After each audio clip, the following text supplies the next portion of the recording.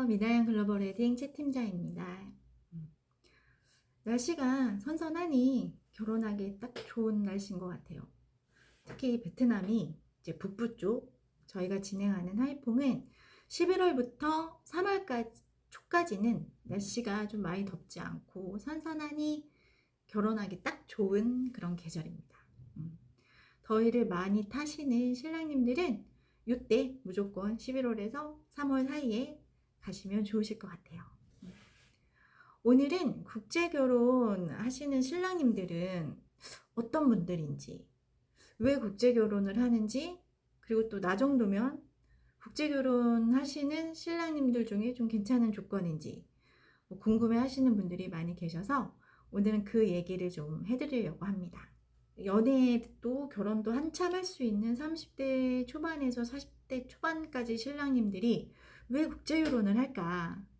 그래서 30대, 40대 초반 신랑님들이 국제결혼을 진행하려고 하는 그런 속사정 이유에 대해서 제가 3가지 정도로 정리를 해봤습니다. 첫 번째는 연애를 그래도 몇 번 해보고 뭐 결혼까지 갈 만한 여자친구도 있었고 그런 분들도 국제결혼 생각을 하는데, 마냥 그냥 연애할 때는 좋았어요. 연애할 때는. 근데 한 1년에서 뭐 2년 정도 연애를 하다가 결혼 얘기가 나오면 그때는 이제 현실적인 벽에 부딪히는 거죠.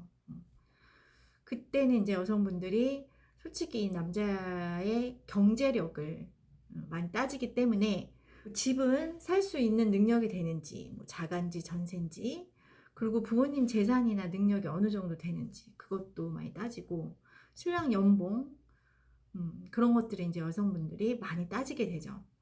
한국 여자들 솔직히 눈이 참 높죠. 근데 여자가 외모도 좋고 너무 누가 봐도 예뻐요. 그리고 뭐 직업도 여자인데 괜찮아.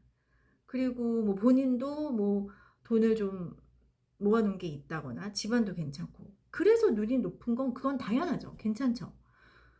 자기도 잘 났으니까 자기 커리어도 이 정도 되니까 당연 그 정도에 되는 신랑을 만나고 싶으니까 따지는 건 당연한데, 문제는 얼굴도 안 이쁘고 직업도 뭐 그닥 별 볼 일 없고 뭐 카드값 매달 내기 그냥 허덕이면서 제대로 된 적금 하나 없는 그런 여성분들이, 남자는 뭐 이래야 되고 이래야 된다 뭐 이렇게 하면서 눈이 너무 높은 거죠. 이제 그런 여성들한테 데이고 나면 또 누군가를 만나서 알아가면서 연애하고, 그래서 연애를 한 다음에 결혼까지 갔을 때 결혼 앞에서 다시 좌절하게 되고, 그런 감정 낭비를 하고 싶지 않은 신랑님들이 많이 계신 것 같아요. 돈 낭비, 시간 낭비, 감정 낭비 다 이렇게 연애하는 기간 동안 쌓아 올린 것들이 나중에 결론 낭비가 돼버리는 거니까. 그러니까 국제결혼은 서로 결혼의 의지가 확실한 남자 여자분이 만나서 결혼이란 목표를 통해서 같이 걸어가다 보니까 특별히 시간 낭비를 할 필요도 없고 감정 낭비를 할 필요도 없는 거죠. 그래서 신랑님들이 그 부분을 좋게 생각을 하셔서 국제결혼을 선택을 하시는 것 같습니다. 그리고 두 번째는 사회생활도 잘하고 나름 자기 개발도 잘하시고 뭐 회사 일도 열심히 하시고 뭐 특별히 뭐 크게 부족한 분이 없는 분인데 유독 연애 스킬이 없는 분들이 계세요. 또 여자들을 자주 만날 수 있는 직업군도 아니고, 여자들을 만날 수 있는 뭐 모임에 내가 가입해서 나가는 것도 아니고, 그러니까 연애할 수 있는 기회조차가 없는 겁니다. 그러니까 기회가 없다 보니까 연애 스킬이 없다고 그렇게 얘기하는 게 더 맞을 것 같아요. 네. 요즘은 시대가 옛날처럼 이렇게 낭만이 없잖아요. 길 가다 마음에 든다고 해서 뭐 쫓아가거나 연락처를 물어보거나 그 집에 가서 뭐 밤마다 기다린다거나, 요즘 그러면 이제 바로 신고당하죠. 네. 그래서 이제 개인적으로 여성분들 소개를 받거나 아니면 국내 결혼 업체 회원에 가입을 해서 여성을 만나야 하는데, 뭐 20, 30대는 뭐 소개팅도 주위에서 좀 해주고 했지만 30대 뭐 40대 되면 다 자기 살기도 바쁘다 보니까 뭐 소개해주는 것도 좀 힘들고, 국내 결혼 업체에서 이제 가입을 하려고 하면 웬만한 프로필 아니면 등급조차 나오지 않는다고 받아주지도 잘 않으세요. 그래서 이렇게 다른 거는 이제 내가 다 잘하지만 직업군이나 이런 것 때문에 연애를 할 수 있는 기회가 없는 분들이 국제 결혼을 좀 선택을 하시는 것 같습니다. 그리고 마지막으로는 한국 여자분들이 절대 안 돼! 라고 생각하는 결혼 조건에 해당하는 신랑님들이 있으세요.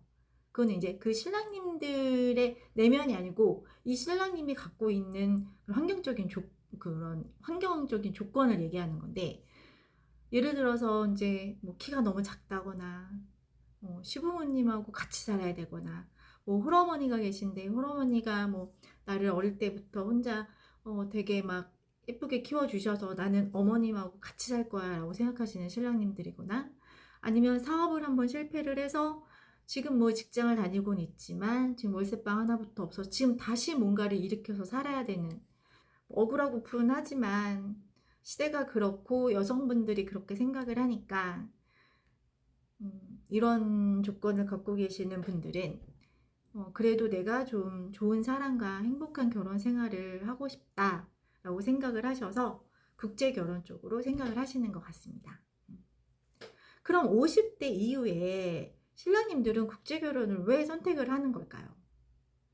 일단 초혼의 50대가 넘는 분들은 뭐 이런저런 이유로 늦게나마 이제 결혼이란 걸 해봐야겠다라고 정말 오랜 고민 끝에 결심을 하고 주위를 이렇게 돌아보면 그때 이제 내 주위에는 결혼 가능한 여성분들이 없는 거죠.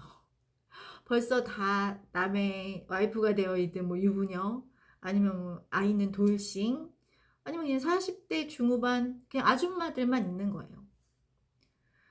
그 사람들이 결혼을 하면 뭐 돌싱이나 이런 분들은 당연히 아이를 낳기를 원하지 않고, 또 40대가 넘는 여성분들을 만나면 원한다고 해도 가임 여성분이 아닐 수도 있기 때문에 아이를 낳기를 원하는 신랑님들은 아무래도 이제 국내에서는 결혼을 하기가 쉽지가 않으세요. 그리고 또 아이를 낳을 수 있는 뭐 30대 여성분들은 50대 넘는 남성분들은 아예 쳐다도 보지 않죠. 국제 결혼은 어느 정도 나이 차이가 나는 것도 인정이 되고 아이를 낳을 수 있는 여성분을 만날 수 있으니까 그래서 국제 결혼을 선택을 하시는 것 같습니다. 나이가 있어도 결혼은 처음이고 신혼도 보내고 내 자식 낳아서 예쁘게 키우고 싶고 그런 마음인 거죠. 50대 그럼 재혼분들 이런 분들은 왜 국제 결혼을 하실까요? 50대 재혼분들도 다시 결혼이라는 걸 하려면 걸리는 게 많습니다. 나도 자녀가 있고 내가 키우고 있지 않더라도 나도 자녀가 있고 새로 만나는 여자분도 당연히 재혼 여성분이겠죠? 근데 그분도 아이들이 있을 거예요. 근데 요즘은 한국에서는 거의 여성분들이 양육을 하다 보니까 이혼을 하더라도 지금 나는 내 아이와 같이 살지도 못하는데 결혼할 여성분 아이들까지 내가 다 돌봐줘야 되고 뒷바라지까지 해야 되고, 아예 처음부터 대놓고 뭐 내 아이들 유학을 보내달라, 집은 공동 명의로 바꿔줄 수 있냐, 이렇게 요구하면서 시작하려는 지원분들이 많다고 하시더라고요. 그냥 남자가 힘들게 벌어 놓은 돈 그냥 쓰면서 놀부처럼 살겠다는 심보입니다. 그런 사람들과 한두 번 교제를 하고 또 이렇게 상처도 좀 받고 그러다가 이제 신랑님들이 정신을 차리고 국제 결혼을 한번 해볼까 라고 생각을 하시는 것 같아요. 나이도 많고 뭐 돈돈돈 하는 여자 차라리 만나지 말고 좀 젊고 착한 신부 만나서 용기 내서 내가 시작하는 두 번째 인생인데 좀 재미있게 살고 싶다는 결정을 내리시는 거죠. 주위에서 물론 뭐 나이 차이가 많이 나면 힘들다, 뭐 언어가 소통이 안 되니까 처음엔 힘들 거다, 그래서 뭐 이렇게 국제결혼에 대해서 부정적으로 얘기하시는 지인분들이 많이 계셔요. 근데 결국 그렇게 이쁘고 착하고 좀 젊은 신부님들 한국에 와서 잘 사는 모습 보면 이제 주위 사람들이 이제 다 엄청 배 아파하실 겁니다.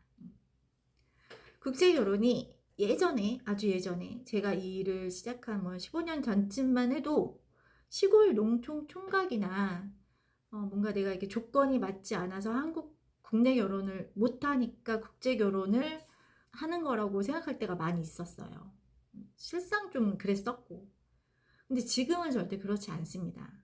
그러니까 어쩔 수 없이 하는 게 아니고, 국제 결혼은 그냥 내가 국내 결혼을 할까, 내가 지금 이런 상황인데 국내 결혼을 할까, 국제 결혼을 할까, 본인이 그냥 선택을 하는 거라고 볼 수 있어요.